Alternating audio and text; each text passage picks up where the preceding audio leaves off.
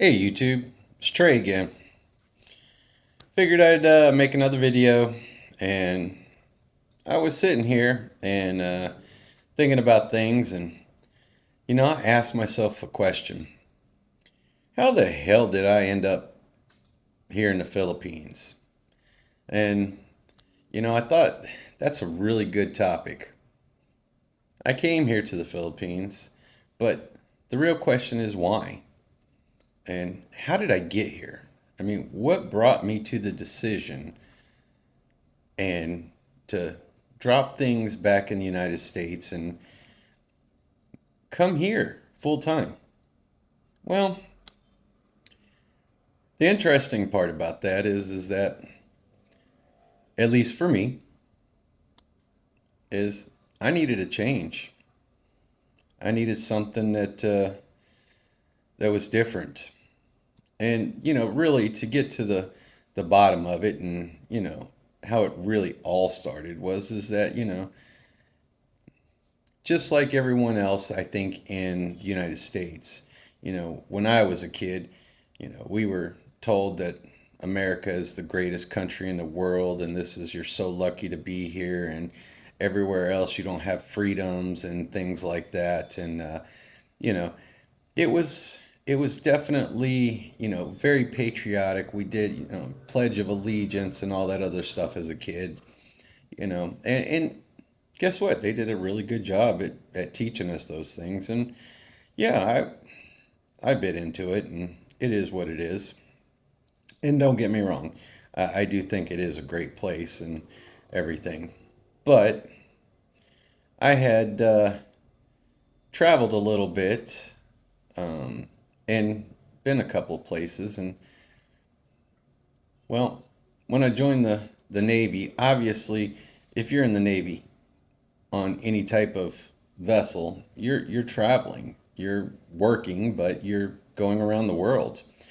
And I ended up going to a lot of places, and seeing a lot of things and spending time places, and that was really a great experience for me.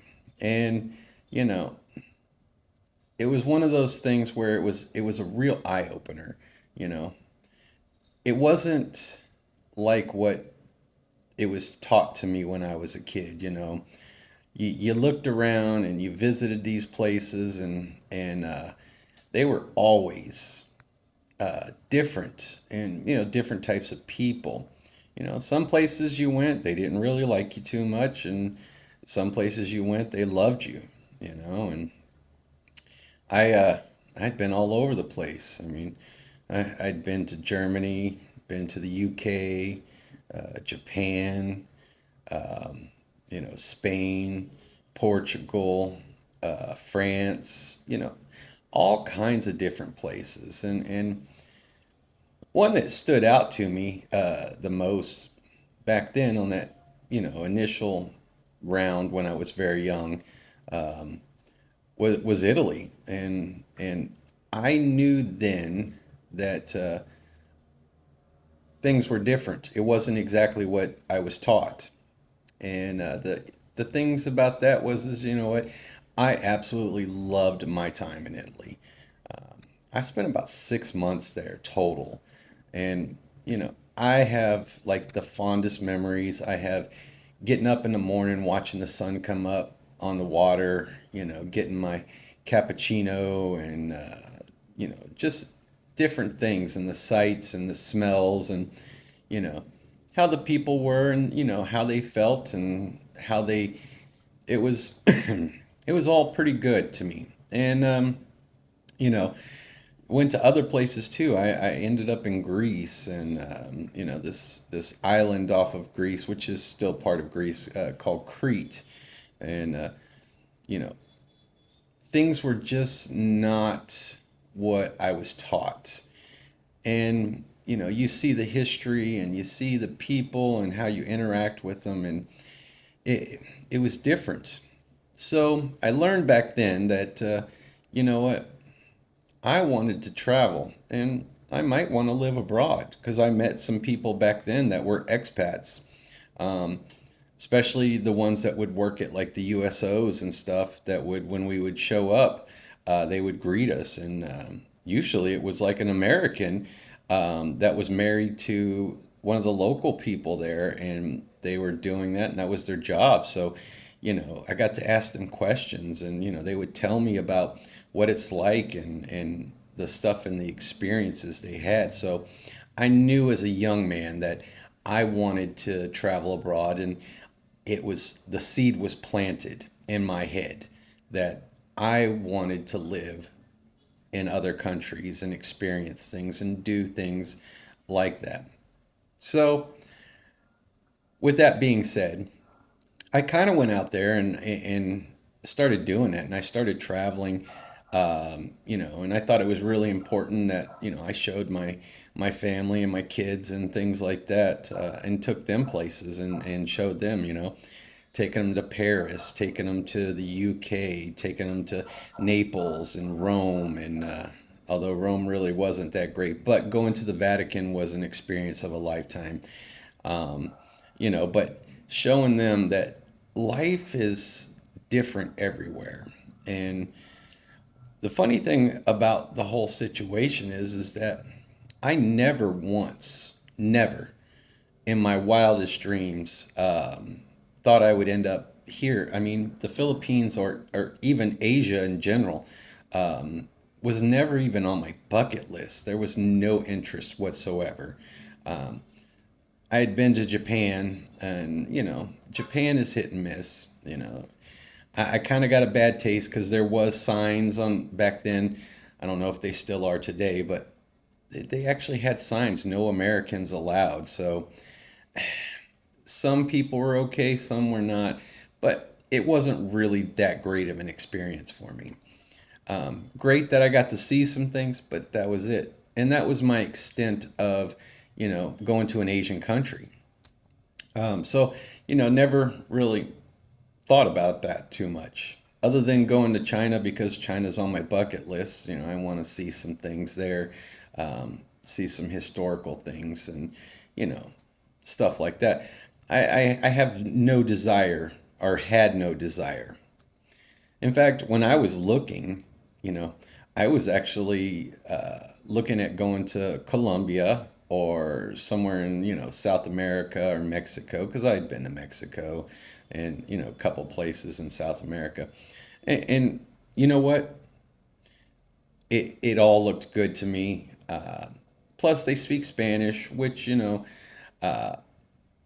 America, a lot of people speak Spanish as a second language or their first language, really. And, so I started practicing and learning Spanish. I even got a tutor who lived in Portugal. We did online classes like twice a week for half an hour a day.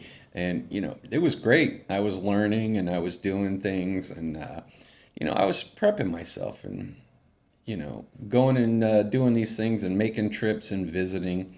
And I wasn't sure exactly where I was going to end up, but Spain or Portugal or somewhere in South America was kind of my top landing spot.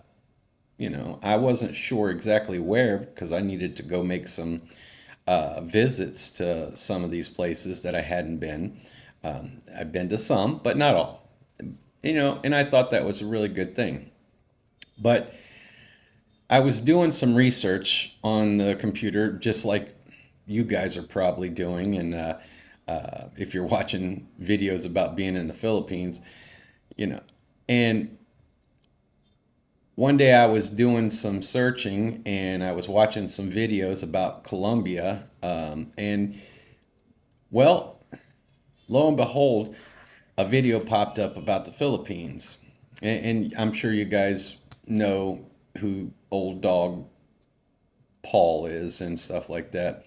And his video popped up and I just started laughing, guys. I mean, it was one of those things. And so I watched a couple of his videos and I was like, wow, I never even thought about that. So he was the one that piqued my interest in looking into maybe coming to the Philippines. And you know, I started watching those videos and I saw some of the other YouTubers and stuff like that. And I was just sit there and looked at these videos, and it was just great. I was like, wow, couldn't believe that they were doing those kind of things. Or, it was like they said it was, how people are friendly, or, how they're respectful, and you know, they talk about, a lot of them talk about girls and stuff like that.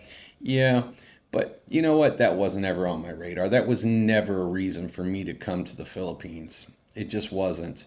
Um, you know, at some point, you have to understand that when you've been burned, and you sacrifice a lot for your family, or your wife, or your ex-wives, or whatever, it leaves a bad taste in your mouth.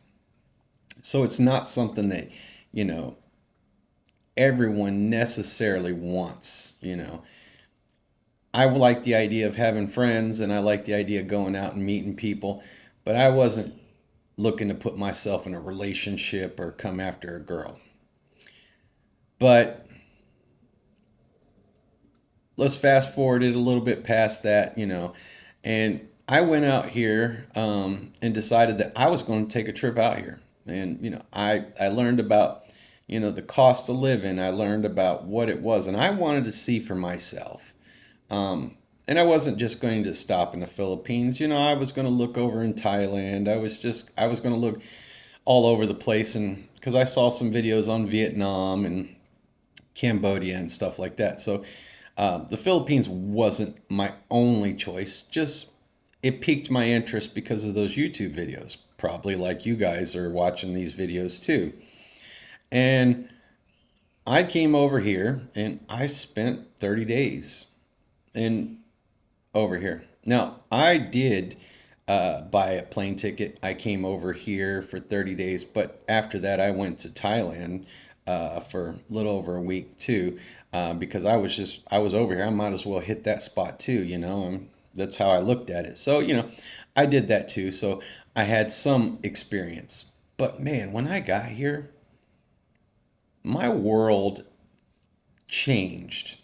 And it was a change that was something to me that it felt different. And the reason that it felt different was is because I was experiencing the things that I had heard about and watched on the YouTube videos, but I wasn't sure if that was the real deal. And when you see that and you get here and you feel that experience, like being respected, and people being nice to you, and people wanting to talk to you, and calling you sir, or saying thank you sir, or things like that. Those are things that seem to be missing back home in America.